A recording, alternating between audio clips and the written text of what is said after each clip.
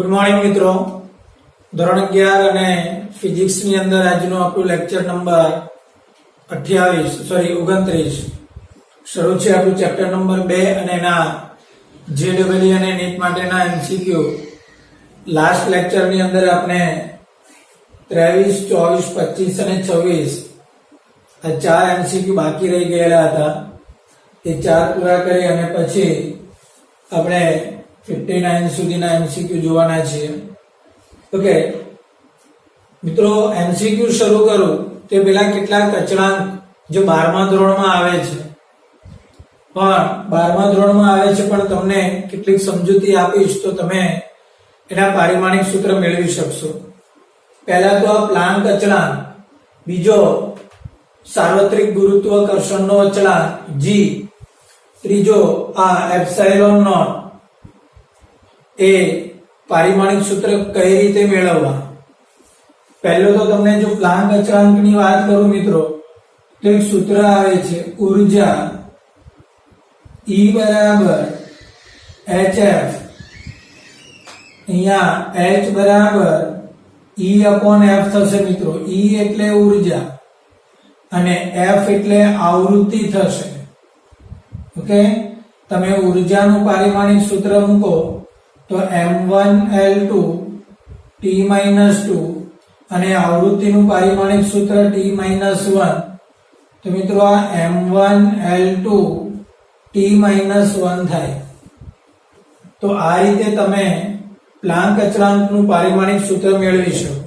અચ્છા, બાકીના સૂત્ર તમને આપું છું, તેનો ઉપયોગ કરી તમારે જુદા જુદા પારિમાણિક સૂત્ર મેળવી રાખવાના છે. આગળ તમને મેં 17 થી 18 જે પારિમાણિક સૂત્ર મોઢે કરવા કહ્યા હતા.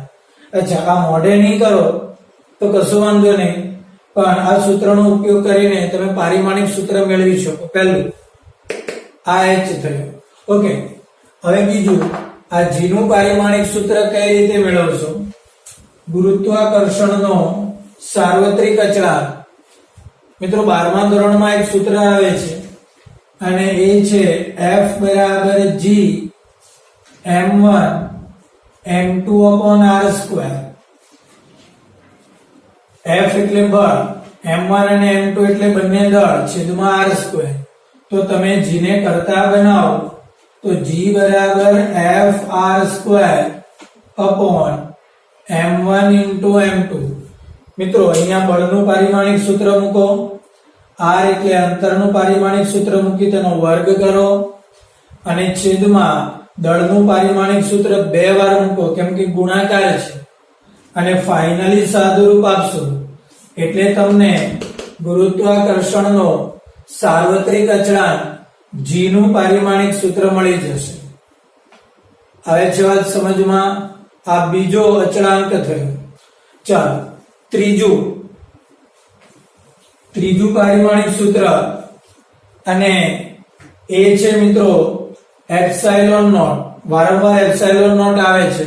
12મા ધોરણનું જે સૂત્ર છે મિત્રો, કુલંબીય બળનું સૂત્ર F બરાબર 1/4π એપ્સાઇલોન નોટ q1 q2/r² આવે. ગુરુત્વાકર્ષણ જેવું છે અને શૂન્યાવકાશની પરમિટિવિટી કહેવાય એપ્સાઇલોન નોટ. q1 એટલે વિદ્યુત ભાર, q2 એટલે એ પણ વિદ્યુત ભાર. આ અંતર અને આ બળ છે. હવે જે વાત સમજમાં. ઓકે, તો તમે આના પરથી જો આને કરતા બનાવો તો મિત્રો q1 q2/4π fr² coulomb q1 અને q2. મિત્રો વિદ્યુત ભારનું પારિમાણિક સૂત્ર હું તમને આગળ આપી ચૂક્યો છું. 2 વાર વિદ્યુત ભારના પારિમાણિક સૂત્ર મૂકો. 4π એટલે અચળ છે અને અચળ વસ્તુને પારિમાણિક સૂત્ર મૂકવાનું હોતું નથી. f એટલે બળનું પારિમાણિક સૂત્ર મૂકો અને r એટલે અંતરનું પારિમાણિક સૂત્ર મૂકીને વર્ગ કરો. તમે આમાં કિંમત મૂકશો એટલે મિત્રો એપ્સાઇલોન નોટ નું પારિમાણિક સૂત્ર તમને મળી જશે. હવે વાત સમજમાં. તો g નું પારિમાણિક સૂત્ર, h નું પારિમાણિક સૂત્ર, એપ્સાઇલોન નોટ નું પારિમાણિક સૂત્ર. ઓકે, અહીંયા કેપેસિટન્સ છે. ઓકે, તમારે જો કેપેસિટન્સ નું પારિમાણિક સૂત્ર મિત્રો જોઈતું હોય તો કેપેસિટન્સ નું પારિમાણિક સૂત્ર થશે કેપેસિટન્સ તો કે C બરાબર Q બાય V. Q એટલે વિદ્યુત ભાર અને V એટલે વિદ્યુત સ્થિતિમાન. મિત્રો વિદ્યુત સ્થિતિમાનનું પારિમાણિક સૂત્ર કેવી રીતે મેળવવું એવું તમને કહી ચૂક્યો છું, એટલે એ તો તમને આવડે છે. અને Q એટલે વિદ્યુત ભારનું પણ તમને ખબર છે. આ સૂત્ર 12મા ધોરણમાં આવશે. C બરાબર Q બાય V. તમે વિદ્યુત ભારનું પારિમાણિક સૂત્ર મૂકો, છેદમાં વિદ્યુત સ્થિતિમાનનું ગુણોત્તર કરશો એટલે તમને કેપેસિટન્સનું પારિમાણિક સૂત્ર પણ મળી જશે. આ C થઈ ગયો. હવે વાત સમજમાં. ઓકે, અચ્છા, વિદ્યુત ક્ષેત્રનું પારિમાણિક સૂત્ર કદાચ જરૂર પડે. વિદ્યુત ક્ષેત્ર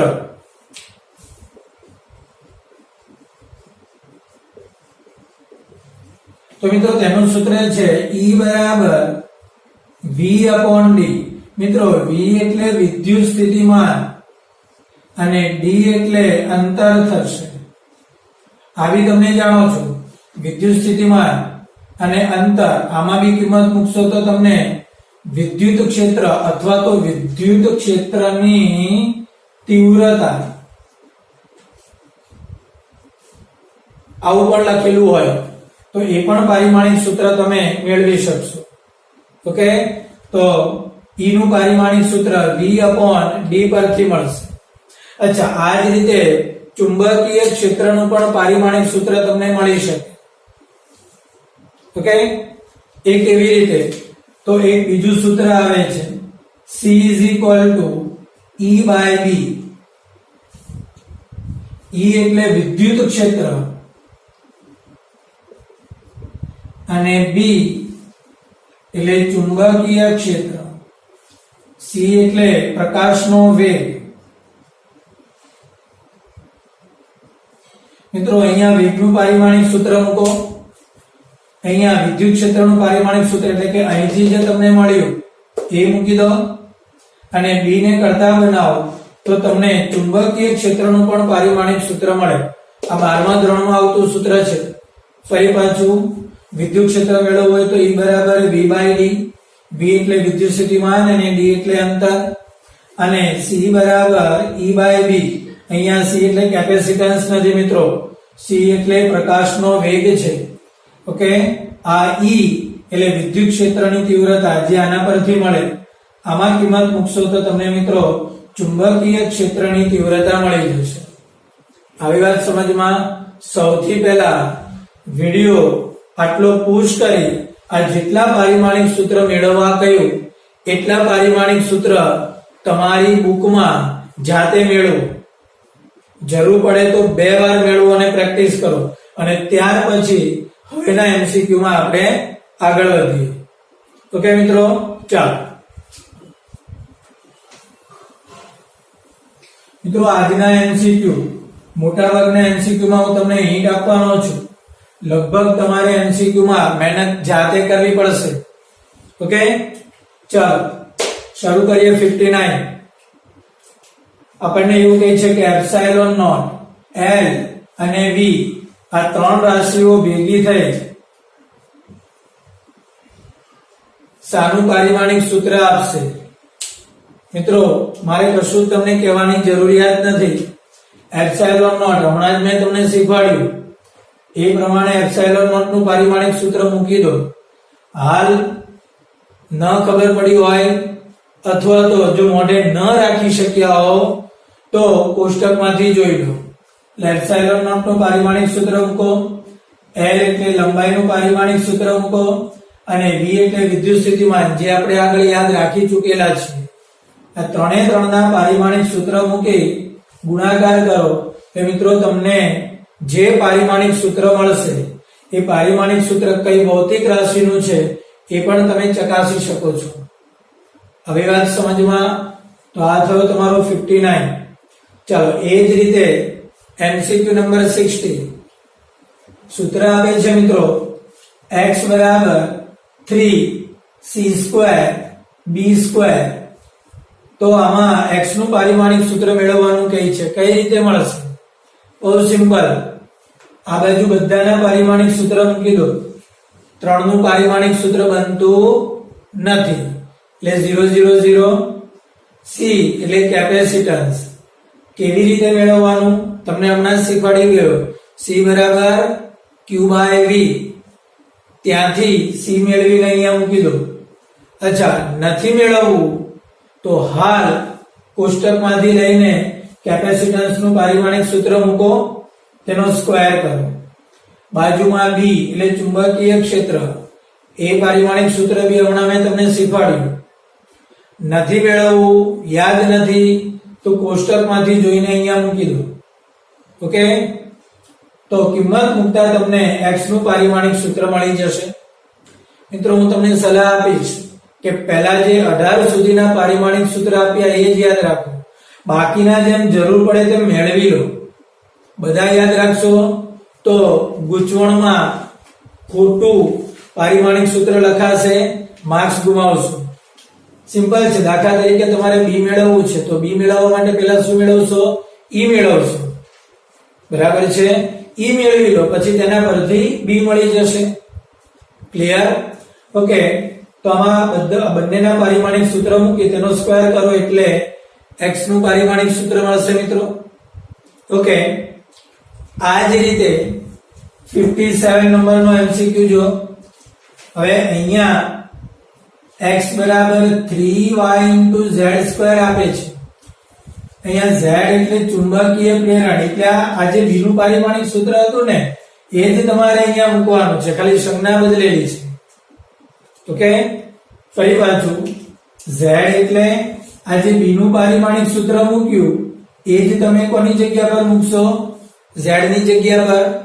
અચ્છા, x એટલે કેપેસિટન્સ, એટલે અહીંયા જે તમે આ c નું પારિમાણિક સૂત્ર મૂકો એ જ તમે અહીંયા મૂકશો. હવે y નું પારિમાણિક સૂત્ર શોધવું છે તો કઈ વાંધો નહીં, y ને કરતા બનાવી દો. y બરાબર x/3z². x નું પારિમાણિક સૂત્ર એટલે કે કેપેસિટન્સ નું, z એટલે ચુંબકીય ક્ષેત્રનું પારિમાણિક સૂત્ર મૂકી તેનો સ્ક્વેર કરો, અને અચળાંકનું કોઈ જ પારિમાણિક સૂત્ર બનતું નથી. આવી વાત સમજમાં. અને પછી સાદુરૂપ આપો એટલે મિત્રો તમને y નું પારિમાણિક સૂત્ર મળી જશે.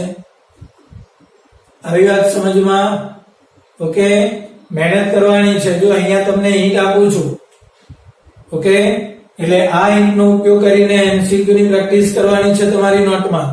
MCQ ત્યારે જ આવડશે કે જ્યારે જાતે પ્રેક્ટિસ કરશો. જો અહીંયા તો તમને હિન્ટ આપીએ છે, પણ જેમ જેમ હવે આપણો અભ્યાસક્રમ આગળ વધશે તેમ તેમ MCQ હિન્ટ વગર જાતે સોલ્વ કરતા શીખવું પડશે. કેમ કે JEE અને NEET એમાં કોઈ MCQ એવો નહીં મળે કે જે તમે આગળ ભણી ગયેલા હશો. ફરી પાછું જણાવું છું, હજુ તમે ઇનિશિયલ સ્ટેજમાં છો. ઓકે, એટલે આટલી હિન્ટ આપવામાં આવે છે. એનો મતલબ એવો નથી કે અમે નહીં કરાવીશું. ઓકે, MCQ JEE નીટમાં માર્ક્સ લાવવા માટે MCQ જાતે સોલ્વ કરતા શીખશો તો જ માર્ક્સ લાવી શકશો. ઓકે, કદાચ તમે દરેક ચેપ્ટરમાં હજાર પણ MCQ કરશો તો ત્યાં એક્ઝામમાં તમારી પાસે 1001 નંબરનો MCQ મળશે. આનો મતલબ એવા MCQ નો સામનો કરવો પડશે જે તમે જોયો પણ નથી. આવી વાત સમજમાં. એટલે કોઈ પણ વિદ્યાર્થી અહીંયા જેટલું કરાવ્યું એટલું જોઈ લીધું બસ, અને બાકીનું ટેક્સ્ટ બુકમાંથી જોઈ લઈશું એવું નથી કરવાનું. અહીંયા જે રીતે માર્ગદર્શન આપ્યું એ રીતે તમારી નોટમાં ટ્રાય કરો. એકવાર ટ્રાય કરો, 2 વાર 3 વાર, જવાબ આવશે. પડી સમજ? ઓકે, ચાલો હવે MCQ નંબર 54 પર જઈએ.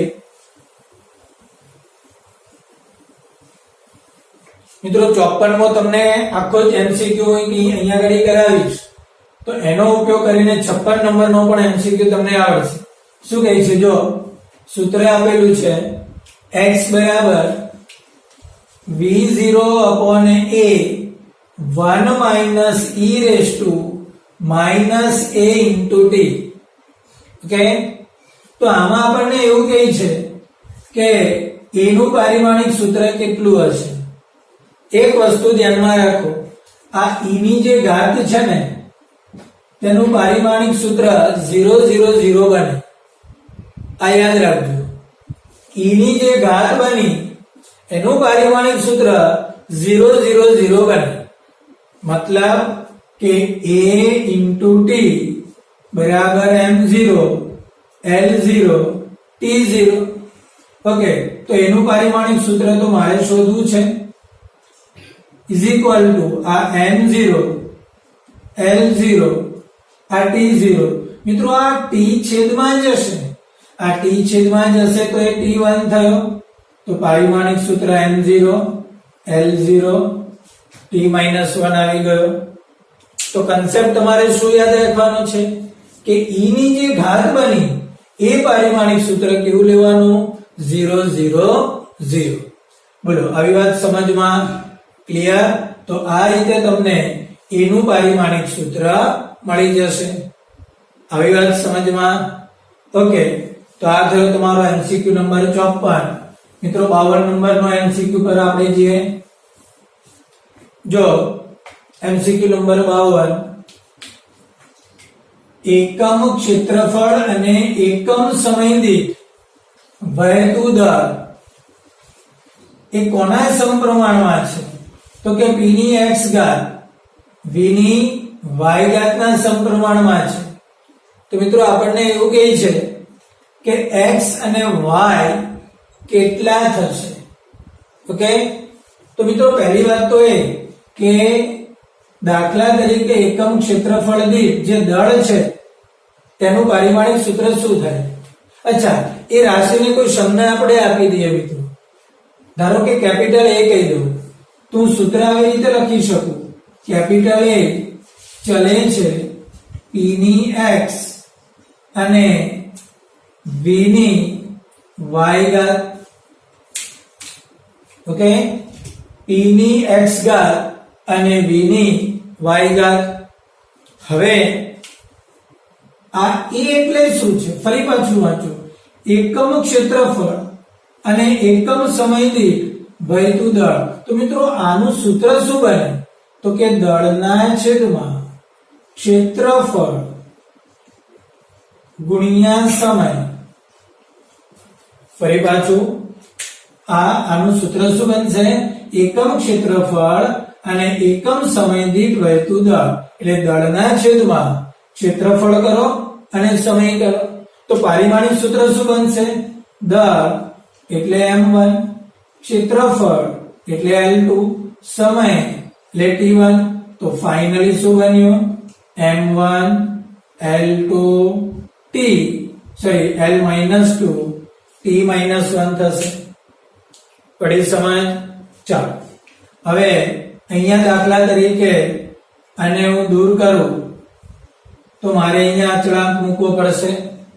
યાદ કરો, આપણે અચળાંકનું પારિમાણિક સૂત્ર મૂકતા નથી. હવે કોનું પારિમાણિક સૂત્ર મૂકવાનું મિત્રો? p નું. ચાલો, p દબાણ છે કે શું છે એ તમારી ટેક્સ્ટ બુકમાં આપેલું છે.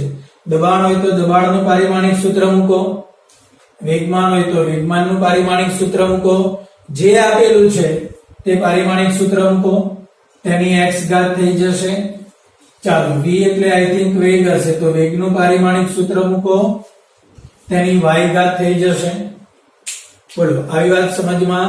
હવે આ ઘાતને અહીંયા લાવો, આ ઘાતને આ બધાને આપી દો, એટલે આ બાજુ તમને m ની કઈ ઘાત મળશે? l ની ઘાત અને t ની ઘાત. પછી આ m1 l-2 t-1. હવે શું કરશો મિત્રો?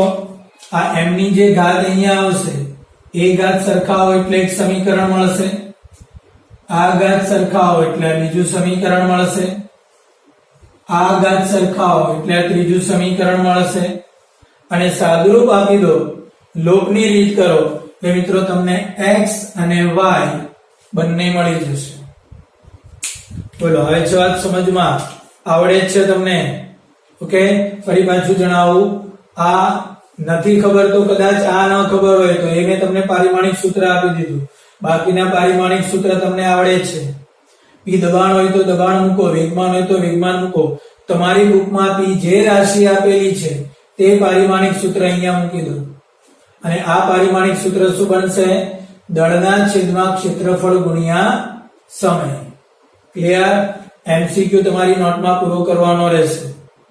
ઓકે મિત્રો, ચાલો તો આ થયો તમારો એમસીક્યુ નંબર 52. આગળ વધીએ હવે.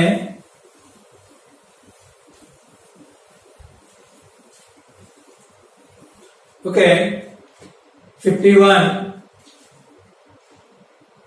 કયું પરિમાણ વેગ જેવું નથી? શું કહે છે આપણને અહીંયા મિત્રો? કયું પરિમાણ વેગ જેવું નથી? 4 વિકલ્પ આપેલા છે. ચારે ચારમાં તમારે ટ્રાય કરવાની છે, પણ અહીંયા જે જવાબ ઓમેગા કે છે તો હું આની અંદર તમને કિંમત મૂકી આપું છું. મિત્રો, ઓમેગા એટલે કોણીય આવૃત્તિ છે અને કે એટલે તરંગ સંખ્યા છે. શું કરશો? આન્સર તમારો ઓમેગા ઇન્ટુ કે છે.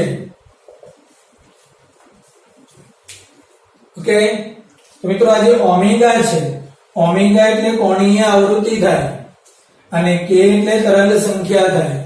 11મા ધોરણના ચેપ્ટર નંબર 14 અને 15 બંનેમાં આના પારિમાણિક સૂત્ર આવી જશે. ફરી પાછું ચેપ્ટર નંબર 14 અને 15 બંનેમાં આના પારિમાણિક સૂત્રો આવી જશે. તો એ પારિમાણિક સૂત્ર તમે મૂકશો એટલે મિત્રો ફરી પાછું ઓમેગા એટલે કોણીય આવૃત્તિ અને કે એટલે શું થઈ જશે? તરંગ સંખ્યા. ઓકે, તો આપણને એવું કહે છે કે આનું પારિમાણિક સૂત્ર વેગ જેવું નથી. તો આપણે સાબિત કરવાનું છે કે આના બરાબર વેગ નથી થતો. ઓકે, બરાબર છે. તમે હાલ પૂરતા ઓમેગાનું પારિમાણિક સૂત્ર કોષ્ટકમાંથી લઈ લો, કે નું પારિમાણિક સૂત્ર પણ કોષ્ટકમાંથી લઈ લો. યાદ રાખો, અહીંયા કે એટલે તરંગ સંખ્યા છે અને ઓમેગા એટલે કોણીય આવૃત્તિ છે. કોષ્ટકમાંથી ઓમેગા લો, કોષ્ટકમાંથી કે લો, કિંમત મૂકો અને કિંમત મૂકતા તમને વેગનું પારિમાણિક સૂત્ર એટલે કે m0l1 t-1 મળી જશે. ફરી પાછું જણાવું છું, હાલ તમને કોષ્ટકમાંથી લેવાની છૂટ એટલા માટે આપું છું કેમ કે આ રાશિઓ તમે આવતા સેમની અંદર શીખશો 14-15 માં, એટલે છૂટ આપું છું. એટલે 2πf થાય. f એટલે આવૃત્તિ, આવૃત્તિ એટલે 1/t એટલે 2π/t થાય. એટલે આ રીતે તમને ઓમેગા મળે અને એ જ રીતે k બરાબર 2π/λ થાય. તો આના ઉપરથી તમને k મળે. ઓકે, અત્યારે મેળવવાની જરૂર નથી, તમારે આ પારિમાણિક સૂત્ર કોષ્ટકમાંથી લઈ લેવાના છે અને ડાયરેક્ટ કિંમત મૂકશો એટલે જો આ મળે તો વેગનું પારિમાણિક સૂત્ર છે, પણ આપણે વેગ જેવું નથી એટલે ચોક્કસથી આમાં તમે કિંમત મૂકશો ને એટલે આ સૂત્ર તો નહીં જ મળે. આ નહીં મળે એનો મતલબ કે આ વેગને પારિમાણિક સૂત્ર નથી. અચ્છા, આ સિવાયના જે તમને 3 વિકલ્પ આપેલા છે એ 3 માં જો કિંમત મૂકશો, આ સિવાયના જે તમને 3 ઓપ્શન આપેલા છે એ ઓપ્શનમાં બધાના પારિમાણિક સૂત્ર કોષ્ટકમાંથી જોઈ લો અને મૂકી દો તો તમને ચોક્કસથી આ મળશે L1 t-1. આ એકમાં જ નહીં મળે. પડી સમજ? તો આ રીતે તમારે 51 નંબરનો એમસીક્યુ પૂરો કરવાનો છે. ઓકે, ચાલો 48મો એમસીક્યુ તમારે કરવાનો થતો નથી. હવે વાત સમજમાં, 48 નંબરનો એમસીક્યુ કરવાનો થતો નથી. 40 નંબર પર જઈએ મિત્રો. ઓકે, આવર્તકાળ t ચલે છે, p ની a ઘાત, d ની b ઘાત અને e ની c ઘાત. તો અહીંયા આ જે સૂત્ર તમને આપે છે એના પરથી A, B અને C શોધવાના છે. તો હમણાં જે આપણે કામ કર્યું તે અહીંયા અચળાંક મૂકી દો એટલે તમારું સૂત્ર શું બની જશે મિત્રો? T બરાબર અચળાંક P ની A, D ની B અને E ની C. તો આ T એટલે શું થયો? આવર્તકાળ. આવર્તકાળ એટલે M0 L0 P1 થાય. એનું તો પારિમાણિક સૂત્ર તમારે મૂકવાનું થતું નથી. ઓકે, ચાલો. P એટલે દબાણ. અચ્છા, દબાણ. અચ્છા, જો કદાચ તમારી બુકમાં બીજી રાશિ હોય તો એ પારિમાણિક સૂત્ર મૂકી દેજો. દબાણ હોય તો દબાણનું મૂકો. D એટલે ઘનતા, એ પારિમાણિક સૂત્ર મૂકી દો એટલે B ઘાત. અને E એટલે ઊર્જા, એ પારિમાણિક સૂત્ર મૂકી દો એટલે C ઘાત. ઓકે, ફાઇનલી કન્ક્લુઝન કરશો. આ ઘાત આ બધાને આપી દો, આ ઘાત બી બધાને, આ ઘાત બી બધાને આપી દો તો m ની કઈ ઘાત થશે? l ની અને t ની. મિત્રો આ બાજુ તમારી ઘાત સરખાવવાની છે. આ બીજી ઘાત સરખાવશો અને આ ત્રીજી ઘાત. એટલે ફાઇનલી તમને a b અને c ની કિંમત તો અહીંયા મળશે. આગળ જે હમણાં જે કામ કર્યું એ જ વસ્તુ અહીંયા આવશે. હવે છે વાત સમજમાં. તો આ થયો તમારો MCQ નંબર 40. મિત્રો આજના મોટા વર્ગના MCQ નું કામ તમારે કરવાનું છે. હિન્ટ તમને મળી ગઈ છે. ઓકે, ચાલો ત્યાર પછીનો MCQ નંબર 39 જોઈએ. જો તમને સૂત્ર આપ્યું છે 4 વિકલ્પ આપ્યા છે. 4 વિકલ્પમાંથી કયું સૂત્ર એ યંગ મોડ્યુલસ નું છે? તમને મિત્રો આવા 4 સૂત્ર આપેલા છે.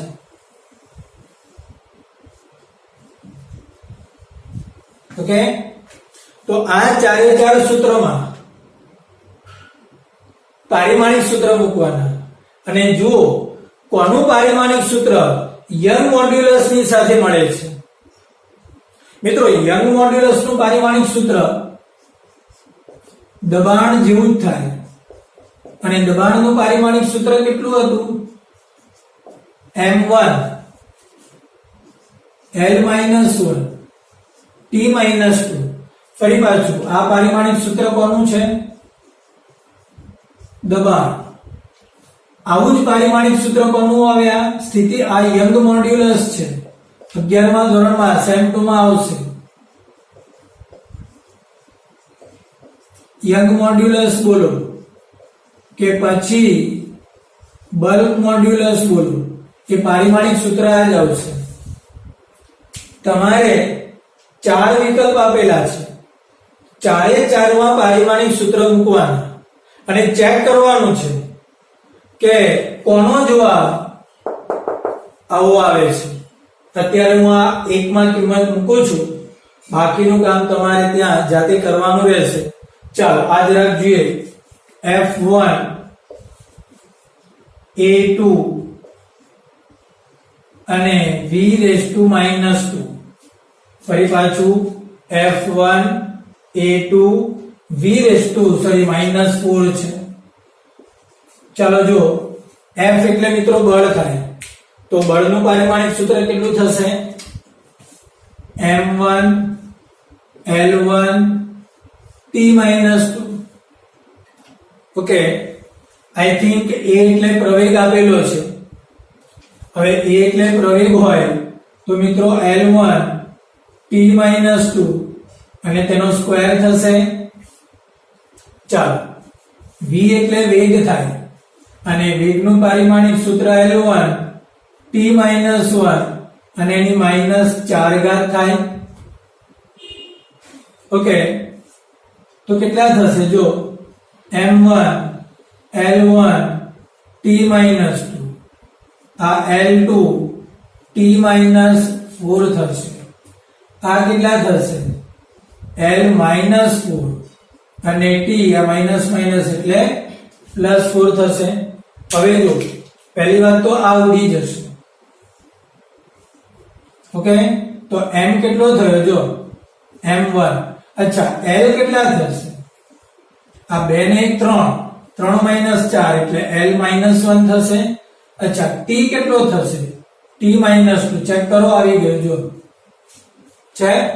આનો મતલબ કે આ જે સૂત્ર છે તે યંગ મોડ્યુલસ ની સાથે મળતું આવે છે, એટલે આ પારિમાણિક સૂત્ર સરખા થયા.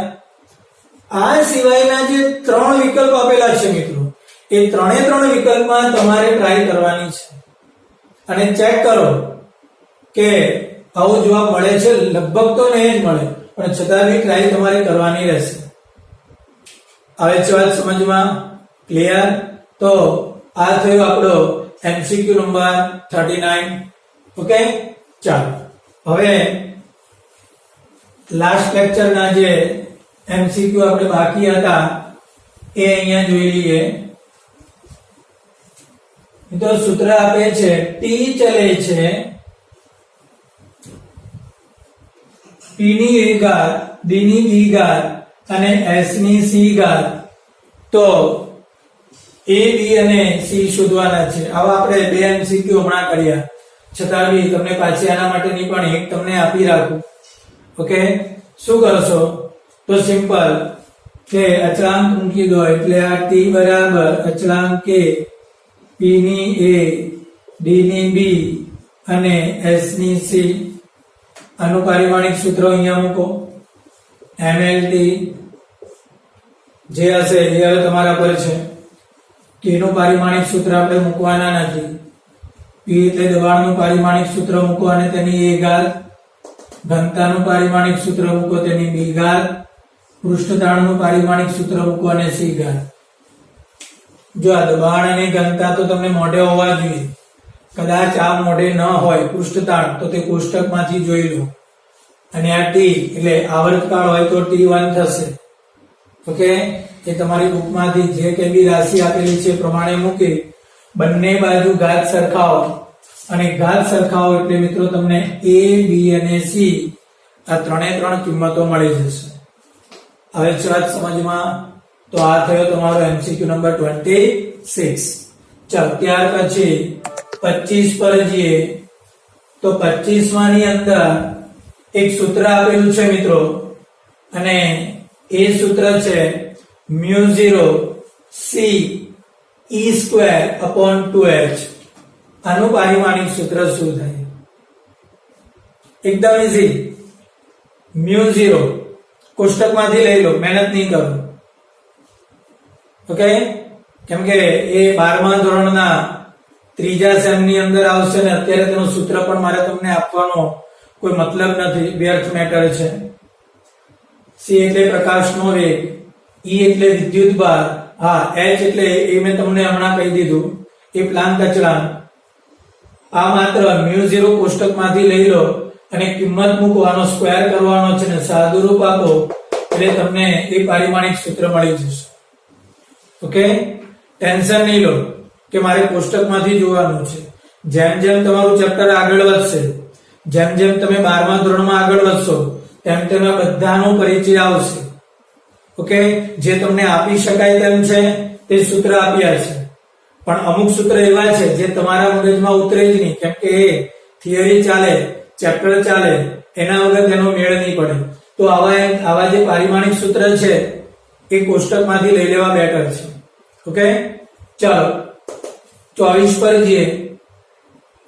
D1 V⁴ F⁴ વેગમાન. મિત્રો તમને આવા વિકલ્પ 4 આપેલા છે પેલાની જેમ જ. તો એ 4 માંથી સાચો જવાબ આ છે કે આ વેગમાનને રજૂ કરે છે. ચેક કરી જોઈએ. આ D1 V⁴ અને F⁻³ ચાલો D એટલે ઘનતા. અચ્છા, ઘનતા એટલે શું થશે? m1, ઘનતા એટલે દળના છેદમાં ક એટલે L-3 T0 અને એની 1. V એટલે વેગ, વેગ એટલે શું થશે મિત્રો? L1 T-1 ની 4.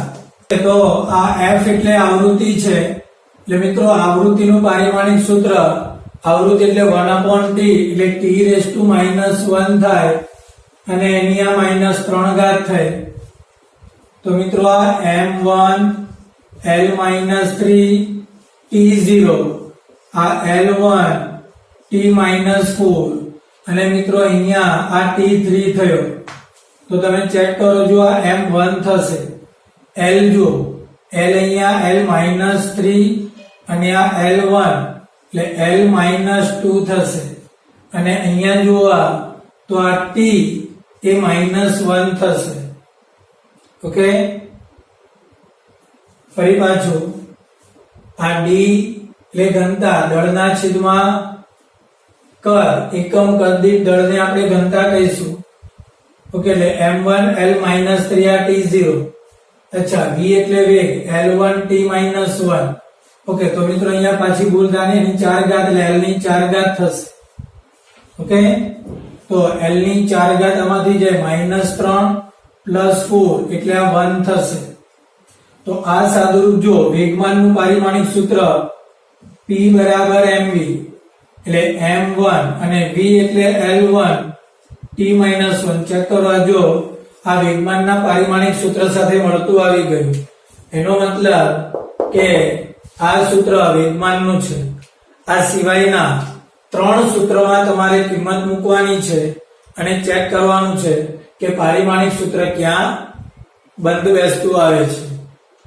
હવે છે વાત સમજમાં આ જ રીતે MCQ નંબર 23 તમને 23 નંબરના MCQ માં આવા સમીકરણો આપેલા છે 4 સમીકરણો પૈકી આ તમારો જવાબ છે એટલે મેં અહીંયા લખેલો છે કંઈ જ નથી કરવાનું h નું પારિમાણિક સૂત્ર મૂકો પ્લાન્ક અચળાંક જે હું તમને શીખવાડી ગયો hf c નું પારિમાણિક સૂત્ર મૂકો અચ્છા g નું પારિમાણિક સૂત્ર મૂકો અને સાદુરૂપ આપો સાદુરૂપ આપશો એટલે સીધો જ તમને તમારો જવાબ મળી જશે 4 વિકલ્પ આપેલા છે મિત્રો 4 વિકલ્પમાં આ રીતે પારિમાણિક સૂત્ર મૂકો એટલે સાચો જવાબ તમને આ મળી જશે બોલો હવે છે વાત સમજમાં ક્લિયર ઓકે તો આજના લેક્ચર પૂરતું આટલું રાખીએ નેક્સ્ટ લેક્ચર માટે અચ્છા એક મિનિટ અહીંયા જે MCQ મેં કરાવ્યા છે કેટલાકમાં ઈંટ આપી છે એ બધી જ ઈંટ વાળા MCQ તમારી નોટમાં કમ્પ્લીટ કરવાના રહેશે સાથે સાથે આ MCQ જેવા જે દર્પણમાં MCQ આપેલા છે એ પણ સોલ્વ કરવાના રહેશે જે MCQ માં તકલીફ હોય ભૂલ થતી હોય નથી જવાબ આવતો ટ્રાય કરો ફરી પાછી ટ્રાય કરો અને જરૂર જણાય તો ફોન કરો ઠીક છે મિત્રો તો આજના લેક્ચર પૂરતું આટલું રાખીએ નેક્સ્ટ લેક્ચર માટે ફરી પાછા મળીશું